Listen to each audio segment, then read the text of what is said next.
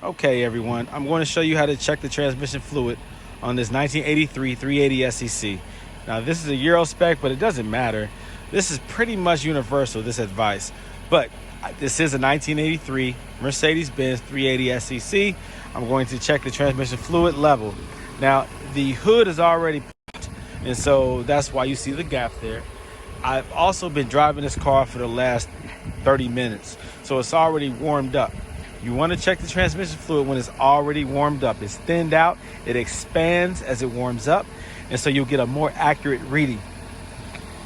Now, let me go ahead and, I gotta use two hands, don't I? Hold on. Oh, okay, good.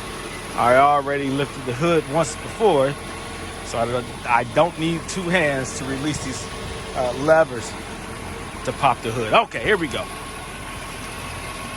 This is the transmission fluid dipstick in the rear of the engine, of the hood or engine compartment. All right, this right here is the oil dipstick. Transmission dipstick, engine oil dipstick. This right here lifts out. You have a black locking mechanism up underneath that releases like that. Pull it towards you. It allows you to lift it up.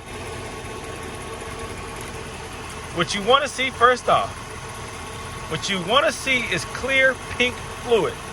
That means that the transmission fluid is clean, clear, and it looks good, right? You don't want it dark fluid. You don't want brown. You definitely don't want black. Black means you're done. Your transmission is burned up. You don't want brown. Brown indicates that the transmission fluid is old. It needs to be changed out. You want nice, pretty pink. Now, in this one, on this dipstick, you have lines. Let me see if I can show those lines. You have two lines. A line showing a minimum and a maximum level. Now, this is pink. How do I know it's pink? Well, look at it. That's pink. And the level is perfect. That's the max. Now, some dipsticks will show hot and cold levels. I'm going to assume on this Mercedes that this is the max and the minimum. If I'm incorrect, let me know. Does that indicate max and minimum or cold and hot? All right. So that looks good. Typically, you use like a white napkin, towel, or something that allows you to see the accurate color of the fluid. In my case, I'm using one hand to record, so I can't wipe it and record with one hand. So I did that just to show that it's light pink. I used this earlier, and I already saw that the fluid is very pink and clear. So that's good. That's good. So my fluid level is good. And I'll look into it to see why it started to seep after it sat for 3 months. Why I had transmission fluid on the garage floor. But yeah, very nice car. Keep it in mind that this is a 1983. I can't expect everything to be flawless and perfect.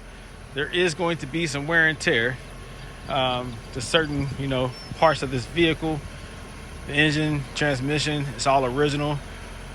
So somebody did stay up on the fluids, but at some point the gaskets do need to be given attention. It's just what it is. That's part of car ownership. But for this to be a 1983 and for the transmission to shift as smooth as it does, maybe when it was cooler, I guess the first initial takeoff, I felt that, but I no longer felt it afterwards. So again, this car has been sitting for 3 months in the garage. It was a good day to pull it out. It was a good day to drive it. And I guess what I'm talking about regarding that first and second shift is there was a little bit of a surge. It did it one time, but once I was driving it, it didn't do it again. So that's what I was referring to if you didn't see my other video. That initial surge just made me wonder, like, do I have a transmission fluid level issue? Because it did drip a little bit in the garage. Not a whole lot, but enough for me to say, well, let me just check it out. So I do need to throw this car up on a lift and get up underneath and see what gasket is leaking or where the seepage is coming from. But besides that, the car drives perfect, handles perfect. I am very happy to own this car. I'm very blessed to have this car.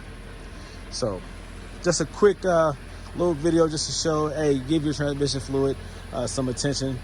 Every so often, take a look at it, make sure that your levels are good, make sure that the color is good, make sure it doesn't stink. That's something else I forgot to mention.